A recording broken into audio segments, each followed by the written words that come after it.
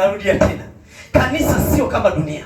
Na naposema kanisa sizungumzii kusanyiko hivi na kuzungumzia mtu mmoja mmoja. Baba alisema neno, hamjui kwamba miili yenu ni hekalu la Roho Mtakatifu. Ukitaka kuelewa context na mazingira ya andiko, rudi kwenye Agano la Kale afu jifunze hekalu alipokuwa na kiti Mungu palikuwa pana nini? Nisikilize. Kwenye hekalu, kwenye Agano la Kale ndio palikuwa pana full manifestation. Uwepo wote wa Mungu ulikuwa pale. Ilikuwa ikitokea mtu akiingia kwenye hekalu bila kujitakasa, alikuwa anakufa kwa sababu ya uwepo wa Mungu. Anasema miili yenu ndio hekalu la Roho Mtakatifu. Maana the full presence, uwepo wote wa Mungu uko kwako. Haleluya. Kwa ninapokuhubiria sikupi uwepo wa Mungu, no. Uwepo wa Mungu uko ndani yako. Ninachokifanya na provoke ule uwezo uanze kutenda kazi. Kuna kitu kinaamka kianze kutembea kwenye maisha yako. Kwa nini tumekuwa ni wa kawaida? Kwa sababu capacity, uwezo tuliobeba haujaingia kwenye application, haujaingia kwenye utendaji kazi. Lakini tunapoomba, maandiko kwenye kitabu cha Warumi yanasema mgeuzwe mpate kufanya upya katika nia zenu. Unaposikia neno, kazi yake ni kukugeuza, kujua kilichotokea ndani yako kianze kutembea kwenye maisha. Haleluya. Tabia maneno makofi yenye uhai. Haleluya.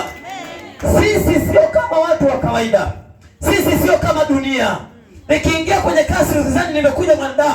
Ukiniajiri kwenye kazi yako usizani ni mwanadamu anafanya kazi. Lazima ujue na ujue tena ni kwamba umemwajiri Mungu kwenye hiyo kampuni. Nikiingia kufanya biashara usizani labda ni mtu anafanya biashara. Lazima ujue yuko Mungu anafanya biashara hapo. Haleluya. Leo tukizungumza hivi dunia inasema tunajiinua, lakini Mungu haoni aibu kusema ninyi miungu. Na wana wa aliye juu, huyo ni Baba, ni Mungu mwenye cheo chake ametupa hicho cheo. Lakini dunia kwa sababu ya wivu, dunia kwa sababu haitaki, inaona watu hamna. Ni kweli kwamba sisi sio wanadamu. Anasema nyinyi ni mbegu, mmezaliwa kwa mbegu isiyoharibika ambayo ni mbegu ya Mungu. Haleluya. Haleluya. Dunia lazima ifike mahali ijue kwamba sisi sio wanadamu wa kawaida. Sisi sio watu wa kawaida. Nisikilize vizuri. Nikasikia siku moja nilikuwa na scroll kwenye moja ya social media. Nikasikia mtu mmoja anasema, watumishi wa Mungu, mbona wanaongea vitu ambavyo watu wenyewe hawana? Wanasema tuna hela lakini wenyewe hawana hela. Nisikilize. Baba yangu mwenyewe ameniambia hivi kwamba yeye ni Mungu ayatajaye yasiyokuwako kana kwamba yamekuwa. Anayasema yale ambayo hayapo kana kwamba. Hawajui kwamba kwa kunena kwetu baada ya muda vitu vina shift. Hawajui kwamba kwa kutamka kwetu baada ya muda vitu vinabadilika. Ni kwa kunena kwetu tuna uhakika na tunajua tena hakika ya kwamba leo ninavaa suruali moja lakini ipo siku nitakuwa na makabati yanayobadilika. Nisikilize, usichoke kwenye wokovu wako. Hata kama mambo hayaendi sawa sasa hivi, nyakati zinakuja ambazo watu watamtukuza Bwana kwenye maisha yako. Amen. Jambo ambalo unataka kufanya kama Mkristo ni kukata tamaa. Haleluya. Hata ka safari ka imani unako kaendea kana matokeo makubwa kuliko hiyo kazi unayofanya. Hata safari ka imani unakoenda kana mambo makubwa kuliko jinsi ambavyo unawaza. Kwa sababu utafika wakati utashangaa Mungu atakavyoweza kukujitukuza kwenye. Asema kwa kuwa umekaza kunipenda, kwa kuwa umekaza kunipenda, nami nitamuinua na kumweka mahali palipo juu. Siku nyingi nitamshibisha, naye ataona wokovu wangu. Haleluya. Inatokea tu kama umekaza kumpenda. Mapito ya utumishi ni mengi. Ukishaokoka mapito yako ni makubwa. Narudia tena. Utasemwa, utaachwa, utakataliwa, utatukanwa kwa kusingiziwa, na kuna wakati kwa umekosea kweli.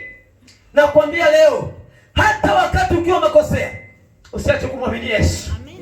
Hata kama watu wakikuhukumu kwa mambo ambayo kweli umefanya, rudi chumbani kwako, lala chini, mwambie Baba, ninajua nimewakosea kweli, lakini hakuna anayeweza kuamini kama nimebadilika.